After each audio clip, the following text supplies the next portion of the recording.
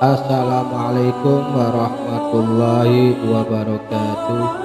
Selamat berjumpa kembali di Osiah Nusantara.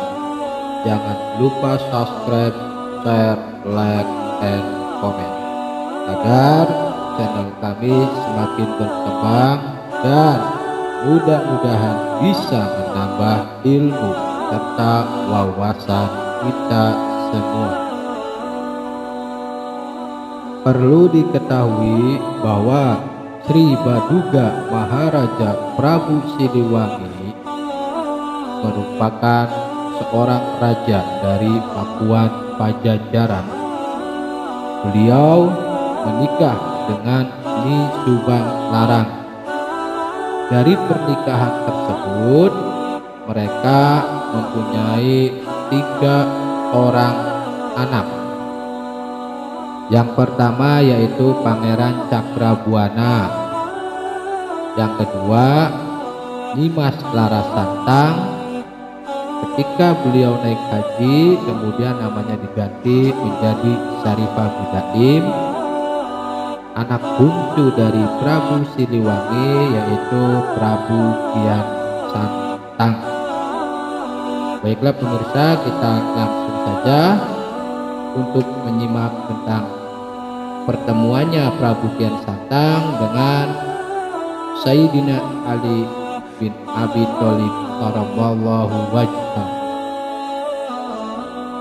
Anak bungsu dari Prabu Siliwangi itu yang bernama Prabu Kian Santang merupakan seorang yang sangat sakti mandraguna.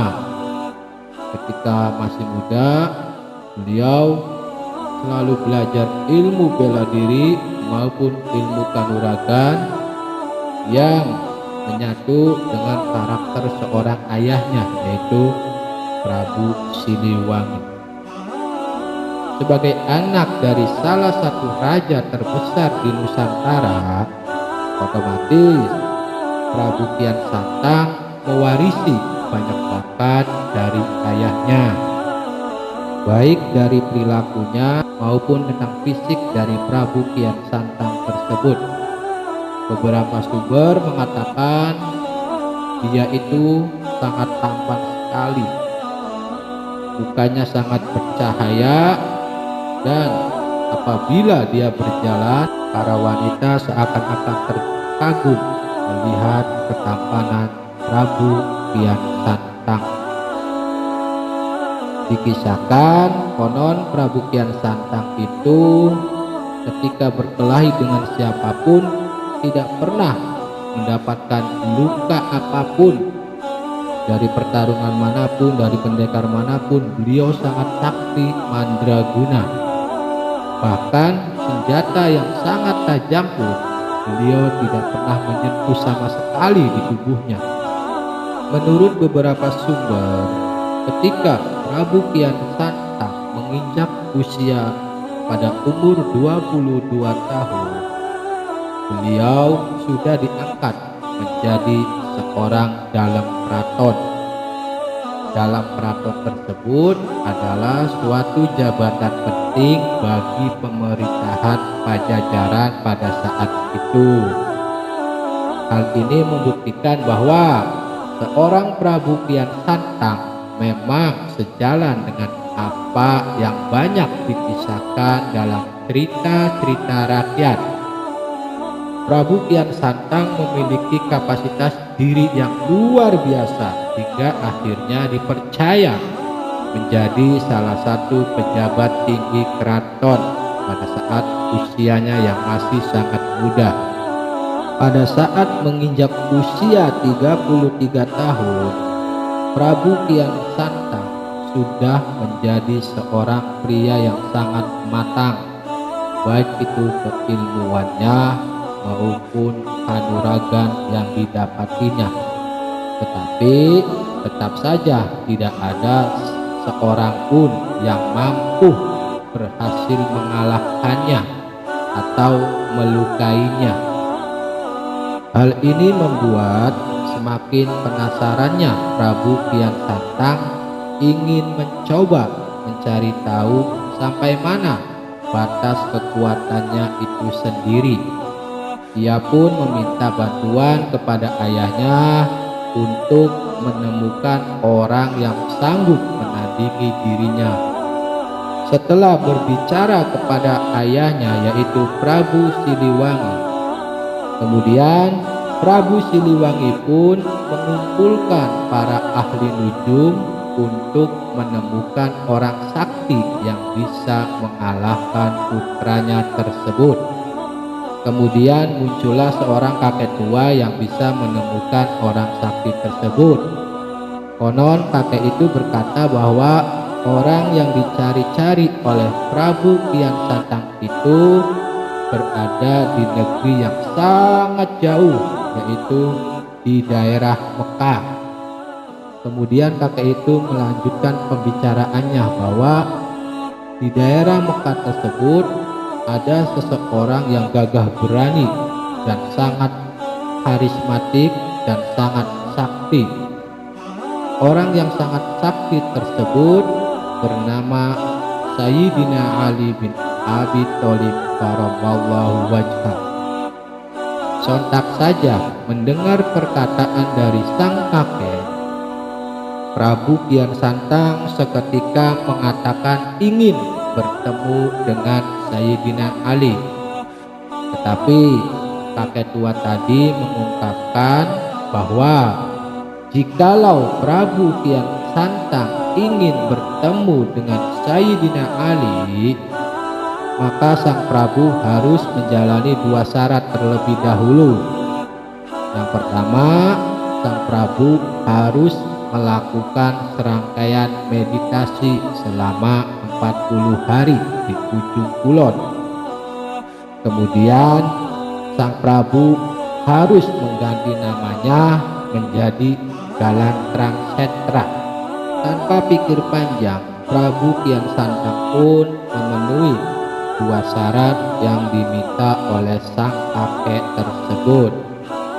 Singkat cerita, setelah 2 syarat itu terpenuhi oleh Prabu Kian Santang, beliau langsung bergegas pergi menuju kota Mekah. Setibanya di kota Mekah, beliau berpapasan dengan orang lokal.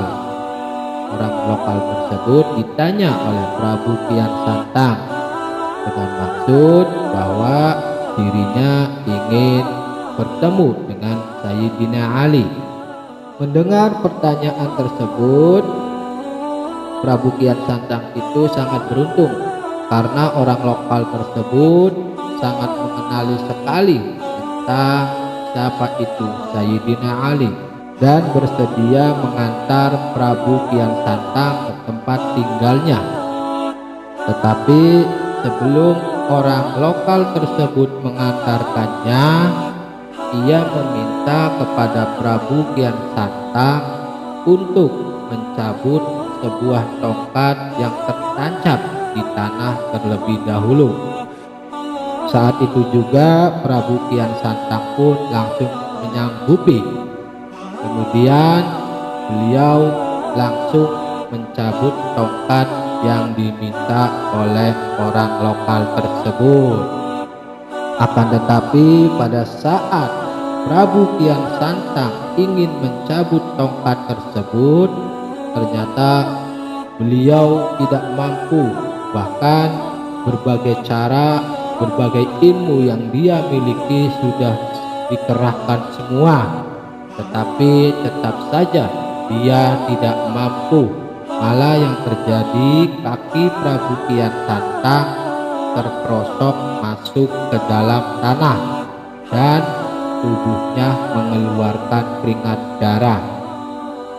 Melihat hal itu, orang lokal pun langsung berkata kepada Prabu Kian Santang, "Mohon Kisanak pinggir dari sini." Setelah Prabu Kian Santang menyingkir, kemudian orang lokal tersebut dengan membaca bismillah, ternyata tongkat yang menancap kuat tadi bisa dicabut hanya dalam sekali tarik tanpa kesulitan. Melihat hal itu, Prabu Kian Santang sangat kebingungan. Kemudian beliau bertanya kepada orang lokal tersebut tentang mantra apa yang diucapkannya tadi. Wahai Kisanak, jikalau Kisanak bersedia, mohon hamba untuk diajari tentang mantra tersebut. Akan tetapi orang lokal tersebut menolaknya dengan alasan Prabu Kian Santang bukan seorang muslim. Mendengar jawaban tersebut, Prabu Kian Santang sontak langsung bingung dan hanya bisa mengerutkan dahinya atau keningnya.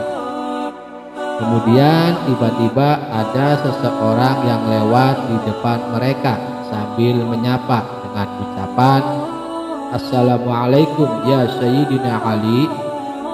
Melihat orang asing yang menyapa orang lokal dengan Prabu Kian Santang tersebut dengan ucapan nama Sayyidina Ali, seketika Prabu Kian Santang pun sangat kaget. Ternyata orang yang dicarinya selama ini sudah berada di sampingnya sejak tadi. Setelah mengetahui bahwa orang lokal tersebut adalah Sayyidina Ali, kemudian Prabu Kian Santang pun berubah niatnya. Yang awalnya ingin beradu kesaktian, kemudian beliau berubah. Dalam hatinya berpikir, bagaimana mungkin saya sanggup mengalahkan Sayyidina Ali? Jikalau adu tenaga saja saya sudah kalah.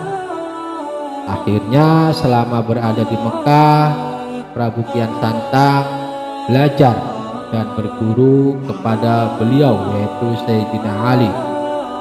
Kemudian Prabu Kian Santang memutuskan untuk menjadi seorang mu'alaf. Setelah belajar lama dan mendalami agama Islam, mengaji bersama dengan Sayyidina Ali, kemudian beliau pun pulang ke tanah Sunda. Setelah Prabu Kian Santang sudah berada di tanah Sunda, beliau menceritakan tentang kejadian-kejadian yang dialaminya bersama Sayyidina Ali kepada ayahnya. Setelah berbincang-bincang lama dengan maksud dan niat untuk mengajak sang ayah menjadi mu'alaf, ternyata niat tersebut ditolak oleh sang ayah. Beberapa sumber mengatakan bahwa sampai akhir hayatnya Prabu Siliwangi tetap menolak ajaran Islam. Walaupun begitu, Prabu Kian Santang tetap diberi hak dan keluasan wilayah untuk menyebarkan ajaran Islam di tanah Pasundan. Semoga cerita singkat tersebut bisa menambah ilmu serta wawasan kita semua. Kurang lebihnya, tim Qosiyah Nusantara mohon maaf yang sebesar-besarnya. Wallahu a'lam bishawab. Wassalamualaikum warahmatullahi wabarakatuh.